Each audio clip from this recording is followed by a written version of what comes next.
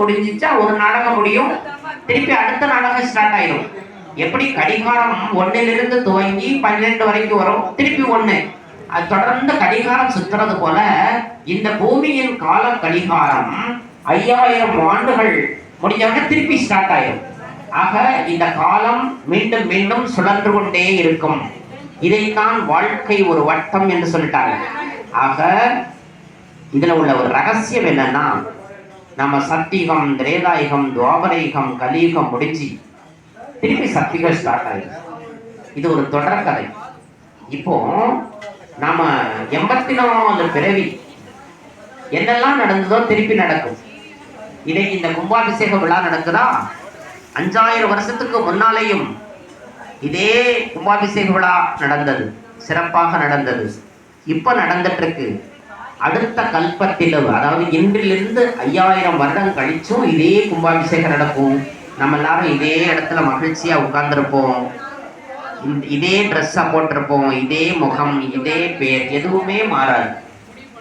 எப்படி சார் நம்புறதுன்னு கேட்டீங்கன்னா, நம்ம ஒவ்வொரு ஆத்மாவிலையும் நாம வாழ்ற 84 பிறவிகள் உள்ள ரெக்கார்டா இருக்கு.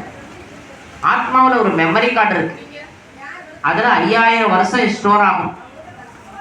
அந்த 5000 வருஷம் 84 ஜிபிங்கிற மாதிரி 84 பெர்த்து உள்ள ரெக்கார்ட் ஆகும்.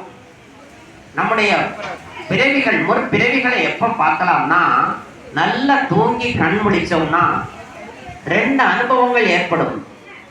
சில கனவுகள் நமக்கு ஞாபகம் வரும், நிறைய கனவுகள் கண் முழிச்சோம்னா காணாம போயிடும். இவ்வளவு நேரம் நான் எதையோ பார்த்துட்டு இருந்தேனே, எங்கேயோ வாழ்ந்துட்டு இருந்தேனே தோணும். ஆனா கண் திறந்த உடனே மறந்துடும். சொல்ல முடியாது. என்ன காரணம்னா, நம்ம ஆத்மாவில் 84 பிறவி கோடுகள் இருக்கு. ஆங்கிலத்துல ட்ராக்னு சொல்லுவோம். அந்த இப்போ ஆத்மாவில் உள்ள ஒளி 84வது கோட்டை மாத்திரம் பார்க்குது.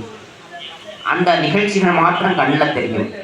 தூக்கத்துல அந்த ஒளி 74வது கோட்டில் பிளே பண்ணிச்சுன்னா அந்த பிறவி நம்ம மனக்கண்ணில் தெரியும்.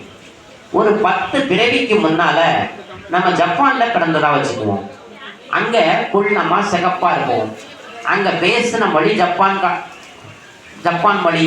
அங்க சாப்பிட்ட உணவு இந்த மாதிரி இட்லி, அரிசி சாதம் கிடையாது. ஒரு 500 வருஷத்துக்கு முன்னால கரண்ட் கிடையாது, கான்கிரீட் வீடு கிடையாது, மெல் ட்ரெஸ் கிடையாது.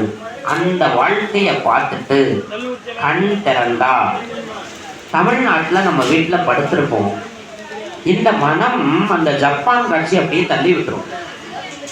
தூக்கத்துல எதிர்த்த வீட்டாளையோ பக்கத்து வீட்டாளையோ பார்த்தா, நான் இவங்கள நேற்று கனவுல பார்த்தேன்னு சொல்ல முடியும். ஆனா பார்த்தது ஜப்பான், அதுவும் 500 வருஷத்துக்கு முந்தைய ஜப்பான். உடனே நம்ம மனசு ரிஜெக்ட் பண்ணும், மெமரி லாஸ் ஆகும்.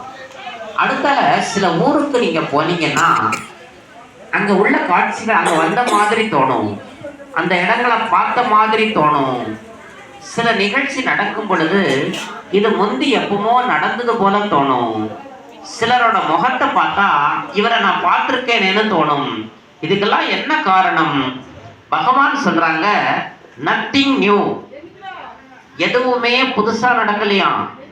ஏற்கனவே இந்த பூமியில நடந்தது, இப்ப நடந்துட்டு இருக்கு, இதே போல திருப்பி நடக்கும். இந்த உலகம் ஒரு சினிமான்னு வச்சுக்கோங்க. 2 மணி நேரம் சினிமா செகண்ட் ஷோ போட்டா அதே காட்சி வரும். அதே போல இந்த பூமியில 5000 வருஷம் என்னெல்லாம் நடக்குதோ அதே தான் அடுத்த 5000 வருஷம் நடக்கும், அடுத்த 5000 வருஷம் நடக்கும். ஒரு பானை சோறுக்கு ஒரு சோறு பதங்கிற மாதிரி ஒரு 5000 வருஷம் தெரிஞ்சிட்டீங்கன்னா லட்சம் கோடி வருஷம் தெரிஞ்ச ஞானி ஆயிருவீங்க. அன்பார்ந்த சகோதரர்களே, கடவுள் என்ன சொல்றாருன்னா இந்த நாடகத்தை பத்தி வேற ஒன்றும் இல்லை. இப்போ நம்ம கடந்த ஒரு 20 வருஷத்துல எம்ஜிஆர் வாழ்ந்துட்டு போனாரு, ஜெயலலிதா வாழ்ந்துட்டு போனாங்க, கருணாநிதி இப்படியே வாழ்ந்துட்டு போனாங்க இல்லையா? திருப்பி அடுத்த கல்பத்திலேயே இவங்க பிறந்துருவாங்க. இதே மாதிரி எம்ஜிஆர் ஆட்சிக்கு வருவார். அப்புறம் மெரினா பீச்சில் அடக்கம் பண்ணிடுவாங்க. அப்புறம் ஜெயலலிதா வந்து அவர் கலர் டிவி தந்தார், அடுத்த கல்பத்திலையும் தருவார். அப்புறம் மிக்சி கிரைண்டர் வரும். அப்புறம் இப்படியே இதே காட்சி இப்போ நடந்தது அடுத்த கல்பத்திலையும் நடக்கும். ஒரு அருமையான விஷயம் கடவுள் சொல்றார். 3 விஷயம் இந்த உலகத்துல அழியானாம். அதுதான் கோவில்ல வச்சிருப்பாங்க, திரிசூலம்னு ஒண்ணு வச்சிருப்பாங்க, ஞான ஆயுதம்னு பேர். ஆத்மா பரமாத்மா டிராமா. ஆத்மாவுக்கு மரணம் கிடையாது, பரமாத்மாவுக்கு அழிவு கிடையாது. இந்த உலக நாடகம் ஆங்கிலத்துல இட்டர்னல் சொல்லுவோம், எண்ட்லெஸ், தொடர்ந்து இந்த பூமி நடக்கும். நம்ம எல்லாரும் இந்த பூமியில பிறந்துகிட்டே தான் இருக்கணும், வாழ்ந்துகிட்டே தான் இருக்கணும்.